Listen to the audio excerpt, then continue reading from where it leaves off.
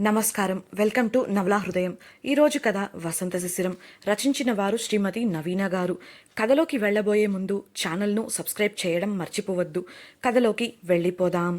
శిశిర నానమ్మ శోభనం గురించి ప్రస్తావించడంతో బిక్కముఖం వేసింది శిశిర. వసంత్ సైగతో అవన్నీ వాళ్ల ఆచారాల ప్రకారం వారు చూసుకుంటారులే అని ధనుంజయ్ చెప్పడంతో ఆవిడ మౌనం వహిస్తారు. కార్ స్టార్ట్ అవడంతో నేను చెప్పిన మాటలు గుర్తుపెట్టుకో అని చెప్పి జాగ్రత్తలు చెప్తుంది వసుంధర. ఇంటికి వచ్చిన కిన్నెర పెళ్లిలో ఏం జరిగిందో తెలియక వాళ్ల అమ్మను కదిలించి చెంపదెబ్బ తింటుంది. అసలు ఎక్కడికెళ్ళావు అని అడిగితే ఏదో కథ చెప్పి తప్పించుకుంటుంది. అలాగే జరిగిన విషయం తెలుసుకొని తాను వేసిన ప్లాన్ని గురించి వాసుకి దగ్గర దాచిపెట్టేస్తుంది. ఆ కార్ని ఫాలో అవుతూ టౌన్కి వెళ్ళిన ఆమె అన్ని హోటల్స్ తిరిగినా వారి డీటెయిల్స్ కనుక్కోలేకపోతుంది. భార్గవ్ ఇచ్చిన ఇన్ఫర్మేషన్ విని థ్యాంక్స్ అని చెప్తాడు వసంత్. ఇంటికి చేరుకున్నాక కిషోర్ ఆమెను జరిగిపోయిన దాని గురించి ఆలోచించడం మానేసి లైఫ్ని కొత్తగా స్టార్ట్ చేయమని సలహా ఇస్తాడు. ఎట్టి పరిస్థితులలోనూ కాలేజీకి వెళ్ళి తీరాలి అని భార్గవ్ చెప్పడంతో కిషోర్ డ్రాపింగ్కి వెళ్తాడు. శోభనం గదిలో మేలి ముసుగుతో మంచంపై కూర్చుని ఉన్న శిశిర దగ్గరకు వచ్చిన వసంత్ ఆమె ముసుగును తొలగించి క్షణం కూడా ఆమెకు దూరంగా ఉండలేను అని చెప్పి ఆమెపై వాలిపోతాడు. తనపై పడుకున్న వసంత్ను దూరంగా నెట్టింది శిశిర. కానీ అతను అవేవి పట్టించుకునేలా లేడు. అతని కళ్ళల్లో తీవ్రమైన కోరిక కనిపించడంతో చిరాకుగా భావించింది శిశిర. ఎలా అయినా అతని నుంచి తప్పించుకోవడానికి సాయశక్తులా ప్రయత్నించింది. కానీ అతని బలం ముందు ఆమె బలం ఏమాత్రం చాలలేదు. అప్పటికే అతను ఆమెను పూర్తిగా ఆక్రమించేశాడు. అతని స్పర్శ ఆమెకు తనపై తనకే కోపాన్ని తెప్పించింది. అతను ఆమెను ఆశాంతం తడుముతూ ముద్దులు పెడుతూ ఉన్నాడు. అతనిలో రేగిన కోరికల ధాటికి ఆమె చిగురుటాకులా వణికిపోయింది. బాధను మునిపంటి కింద భరిస్తూ ఉంది. అతని ఉనికిని కూడా ఆమె సహించలేకపోతోంది. ఆమె ఏం చెప్పాలనుకుంటుందో వినకుండా రేపు మాట్లాడుకుందాం అని చెప్పి ఆమెను తన కౌగిలిలో బంధించేశాడు. ఆ నొప్పిని భరించలేక ఏడ్చేసింది శిశిర. అలా ఏడుస్తూ నొప్పిని తాళలేక వద్దు ప్లీజ్ నన్ను వదిలేయండి అని గింజుకుంటూ గట్టిగా అరిచేసింది. ఆ అరుపు ఆమె నిద్రలో కలవరించడంతో ఉలిక్కిపడి లేచిన ఆమె ఇంకా ఆ కల ప్రభావం వల్ల వద్దు రావద్దు నాకిష్టం లేదు నన్ను వదిలేయండి అంటూ గింజుకుంటుంది. అప్పటికే ఆమెను సముదాయించడానికి ప్రయత్నిస్తున్న వసంత్ని చూసి ఇంకా దూరం జరుగుతూ అతన్ని దూరంగా నెట్టింది. ఆమెను కంట్రోల్ చేసేందుకు వసంత్ తన చేతులను ఆమెకు దూరంగా గాలిలో చూపిస్తూ రిలాక్స్, ఇట్స్ ఓకే, నువ్వు బాగానే ఉన్నావా, కావాలంటే చూడు నువ్వు బాగానే ఉన్నావు అని చెప్పడంతో ఒకసారి ఆమె చుట్టూ చూసింది. నిజమే, అక్కడ పూలు కానీ అలంకరణ కానీ ఏవీ లేవు. తనకు కల వచ్చింది అని అర్థం చేసుకొని స్థిమితపడడానికి ప్రయత్నిస్తోంది. టేబుల్పై ఉన్న నీళ్ల గ్లాసును ఆమె చేతికి అందించాడు వసంత్. ఆమె నీళ్లు తాగుతుండగా ఏదో పీడకల వచ్చి ఉంటుంది, అయినా ఇలా ఎందుకు పడుకున్నావు అని ప్రశ్నించాడు. అతని ప్రశ్నలో ఎలాంటి తప్పు లేదు. శిశిర ఇంకా పెళ్లికూతురు గెటప్లోనే ఉంది. అతని ప్రశ్నకు ఆమె ఏం సమాధానం ఇవ్వలేదు. మౌనంగా తలదించుకొని ఉండిపోయింది. ఆమె తనకు వచ్చిన కల వల్ల చాలా భయపడింది అని అర్థం చేసుకున్న వసంత్ డోంట్ వరీ, ఈ టైంలో వచ్చిన కలలు నిజం కావులే అని చెప్పి నిర్మలమ్మను పంపిస్తాను, స్నానం చేసిరా, ఆవిడ నీకు సహాయపడుతుంది అని అక్కడి నుంచి వెళ్ళిపోయాడు. వెళ్ళిపోతున్న వసంత్ దీర్ఘంగా నిట్టూర్చాడు.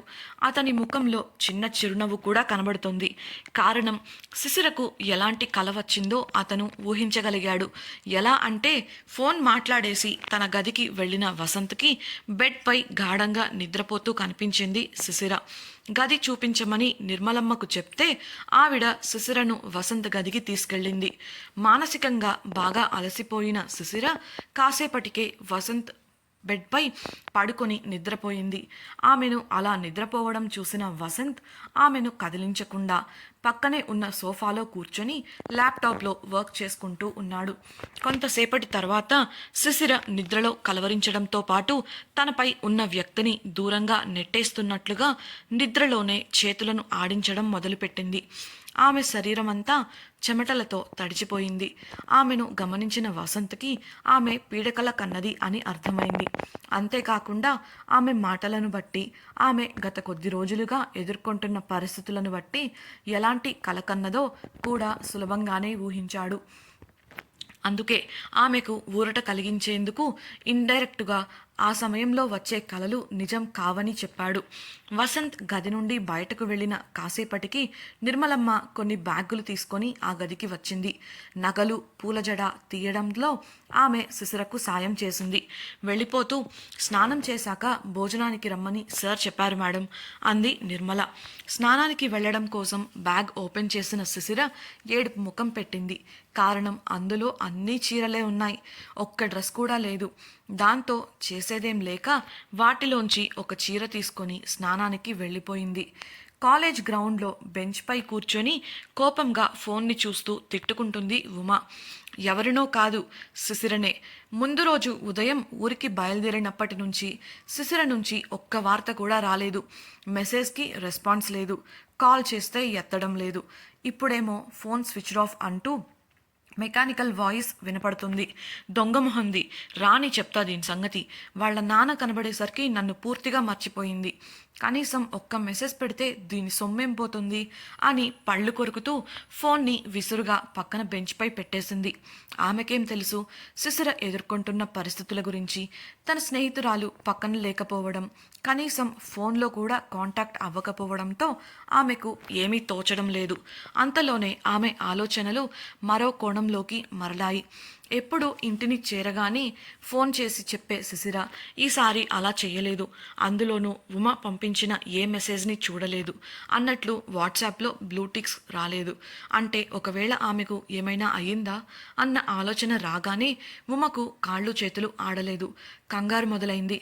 లేచి అటూ ఇటూ నడుస్తూ వేరే ఎవరిని అడిగితే ఈ విషయం తెలుస్తుందా అని ఆలోచించినప్పటికీ తన దగ్గర శిశిర నంబర్ తప్ప ఇంకెవరి కాంటాక్ట్ లేదు. శిశిరకు ఏమైనా జరిగిందేమో అన్న ఆలోచనకు ఆమెను నిస్సత్తువ అలుముకుంది. దీనంగా కింద కూర్చుండిపోయింది.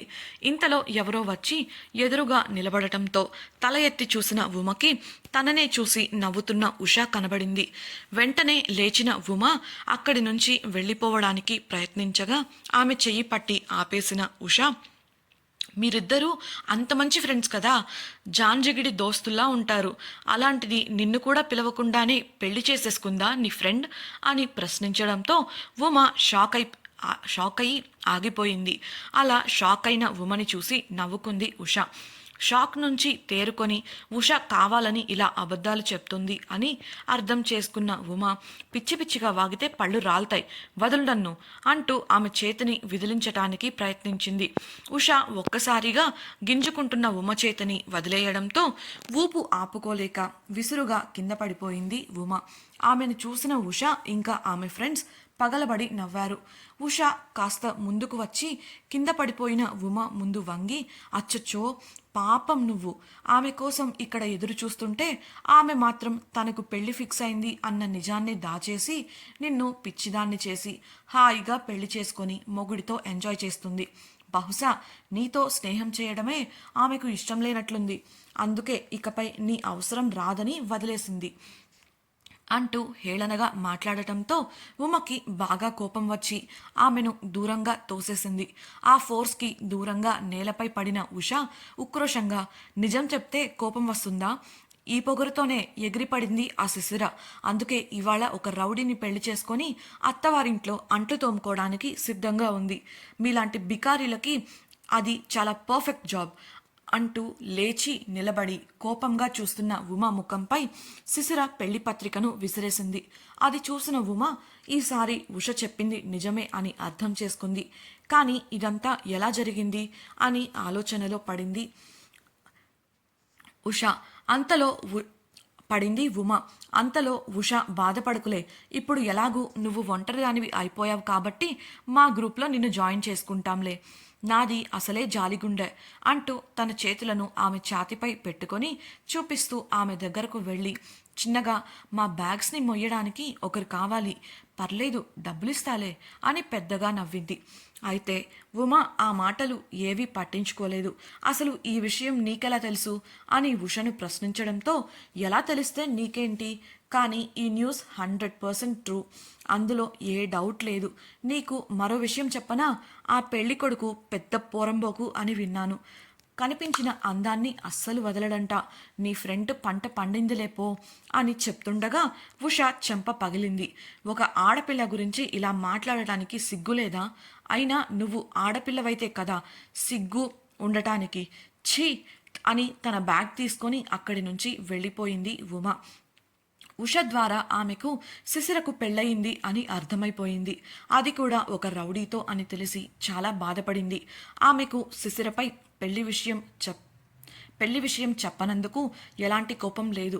ఎందుకంటే శిశిర గురించి ఆమెకు పూర్తిగా తెలుసు. ఇప్పుడు శిశిర ఎలా ఉందో ఏంటో అనుకుంటూనే రూమ్కి వెళ్ళిపోయింది. శిశిరకు తాను ఎటువంటి సాయం చేయలేకపోతున్నందుకు బాధపడింది. పని ముగించుకొని డిన్నర్ చేయడం కోసం హాల్లోకి వచ్చిన వసంత్ శిశిర ఇంకా రాలేదని తెలుసుకొని ఆమె కోసం ఎదురు చూస్తూ ఉన్నాడు. స్నానం చేసి గదిలోకి వచ్చి రెడీ అయిన శిశిర నిర్మల చెప్పిన మాటలు గుర్తొచ్చి ఇప్పుడు వెళ్ళాలా అని ఆలోచనలో పడింది. అసలు ఆ వ్యక్తి ఎవరో తెలియదు, ఎటువంటి వాడో తెలియదు. ఊరిలో వారంతా ఆమెను ఒక తప్పు చేసిన అమ్మాయిగా చూసి ఎవరూ కూడా తన తండ్రికి మాట వరుసకు కూడా సాయంగా రాలేదు. అలాంటిది ఈ వ్యక్తి ముందుకొచ్చి తనలాంటి అమ్మాయిని పెళ్లి చేసుకుంటాను అని అన్నాడు అంటే ఖచ్చితంగా అతని మనసులో ఏదో ఉంది. బహుశా నాన్న నుంచి అతను దేనినో ఆశిస్తున్నట్లు ఉన్నాడు.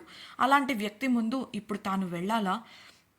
లేదు లేదు, వద్దు, ఆగిపోదాం అంటే ఇంతకు ముందు ఆమెకు వచ్చిన కల నిజమవుతుందేమో అని భయపడుతోంది.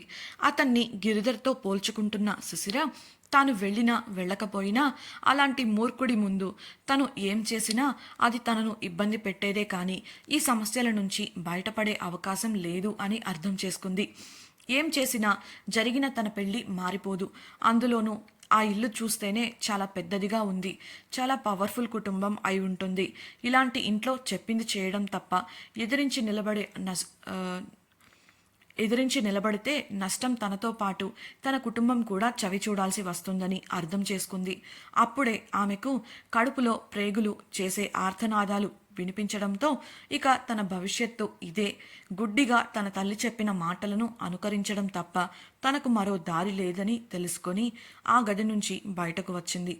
అప్పటికే ఆమె కోసం హాల్లో ఎదురు చూస్తున్న వసంత్ ఆమెను చూసి చూపు త్రిప్పుకోలేకపోయాడు. ఆరని జుట్టుని చిన్న క్లిప్పుతో బంధించి వదిలేసింది శిశిర. చింతపువ్వు రంగు చీర కట్టుకొని దాన్ని మ్యాచింగ్ బ్లౌజ్తో చాలా అందంగా కనబడుతోంది. ఆ చీరలో ఆమె వంపు సంపులు చూస్తుంటే కన్నులకింపుగా అనిపించింది వసంత్కి. అమాంతం ఆమెను హత్తుకొని తనలో భాగంగా చేసుకోవాలన్న ఆరాటం మొదలైంది. అతని చూపులు ఆమెను తాకినట్లుగా హాల్లోకి వస్తున్న శిశిర అతని వైపు చూసింది. వెనువెంటనే అతని చూపులకు ఇబ్బంది పడుతూ తలదించుకొని మౌనంగా అతని ముందుకు వెళ్ళి బిగుసుకుపోయి నిలబడింది. అతను ఆమెను చూస్తూ శిలలా నిలబడిపోయాడు. ఆమె శరీరం నుంచి వస్తున్న పరిమళం అతన్ని మత్తులోకి నెట్టింది. అంతలో నిర్మల వచ్చి భోజనం రెడీ అయిందని చెప్పడంతో ఆమె మత్తు నుంచి బయటపడి శిశిరను కూడా రమ్మని డైనింగ్ టేబుల్ వైపు కదిలాడు. డిన్నర్ చేస్తున్న శిశిర ఆకలి వేస్తున్నప్పటికీ చాలా నెమ్మదిగా తింటోంది. అసలే అత్తవారిల్లు, ఎవరు ఏ వంక చెప్పి తన తల్లిదండ్రుల పెంపకాన్ని తప్పుపడతారో తెలియదు అని చాలా జాగ్రత్తగా వ్యవహరిస్తుంది. డైనింగ్ టేబుల్ దగ్గర తాము మాత్రమే ఉండటం, వేరే ఎవరు రాకపోవడం ఆమెకు కొంచెం వింతగా అనిపించింది. బహుశా ఈ పెళ్లి అనుకోకుండా జరగడంతో అందరూ కోపంగా ఉండి ఉండొచ్చు. అందుకే ఎవరూ రాలేదని ఆమె అనుకుంది.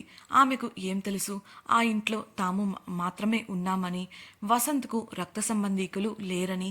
నెమ్మదిగా తింటున్న శిశిరను చూసిన వసంత్ తను మొహమాట పడటంతో పాటు వసంత్ అక్కడ ఉండటం వల్ల ఇబ్బందిగా ఫీల్ అవుతుందని, దానివల్లే ఆమె అలా నెమ్మదిగా తింటుంది అని అనుకున్నాడు. దాంతో అతడు డిన్నర్ ఫాస్ట్గా ముగించి వెళ్ళబోతూ, శిశిర, నిర్మలమ్మ ఈ ఇంట్లో చీఫ్ మెయిడ్. నీకు కావలసినవన్నీ ఆవిడ చూసుకుంటుంది. ఇకపై నీకు ఏది కావాలన్నా ఆమెని అడుగు. బాగా అలసిపోయినట్లుగా కనిపిస్తున్నావు. త్వరగా తినేసి నిద్రపో అని చెప్పి పక్కకు వెళ్ళి నిర్మలని పిలిచి కొన్ని ఇన్స్ట్రక్షన్స్ ఇచ్చి వెళ్ళిపోయాడు. అతడు చెప్పిన భోంచేసి నిద్రపో అన్న మాట శిశిరకు చాలా రిలీఫ్గా అనిపించింది. అలా త్వరగా తృప్తిగా డిన్నర్ ముగించింది. అప్పటికే నిర్మల ఒక బాక్స్తో శిశిర కోసం నిలబడి, రండి మేడం, మీ రూమ్ చూపిస్తాను అంది. బాక్స్ ఏంటా అని చూస్తున్న శిశిరకు సార్ ఇవ్వమన్నారు అని చెప్పింది. అలా ఆమె ఒక డైరెక్షన్లో శిశిరను తీసుకెళ్ళింది. శిశిర అది తాను ఇంతకు ముందు వెళ్ళిన రూమ్ కాదని అర్థం చేసుకుంది. అయితే ఏం మాట్లాడకుండా మౌనంగా ఆమె వెంట వెళ్ళింది. మెట్లు ఎక్కి కుడివైపు తిరిగిన వారు అక్కడ ఉన్న గదిలోకి వెళ్లారు. అక్కడి దృశ్యం చూసిన శిశిర షాక్ అయింది. శిశిర ఏం చూసి అంతలా షాక్ అయింది? మెయిడ్ ఆమెను ఎక్కడికి తీసుకెళ్ళింది? మెయిడ్ చేతిలో ఉన్న బాక్స్లో ఏముంది? శిశిర పరిస్థితి తెలుసుకున్న ఉమా ఏం చేయబోతుంది? శిశిరను అంత అందంగా చూసిన వసంత్ తాను అనుకున్నట్లు ఆమెకు దగ్గర అవ్వగలడా? తెలుసుకోవాలనుకుంటున్నారా? తప్పకుండా మన ఛానల్ని సబ్స్క్రైబ్ చేసుకొని వసంత శిశిరం నవల రాబోయే ఎపిసోడ్స్ని తప్పకుండా వినేయండి. ఈ వీడియో మీకు నచ్చినట్లయితే లైక్ చేసి మీ సన్నిహితులతో షేర్ చేయండి. మీ అభిప్రాయాలను కమెంట్స్ రూపంలో మాకు తెలియజేయగలరు. ఇట్లు మీ నవలా హృదయం టీం.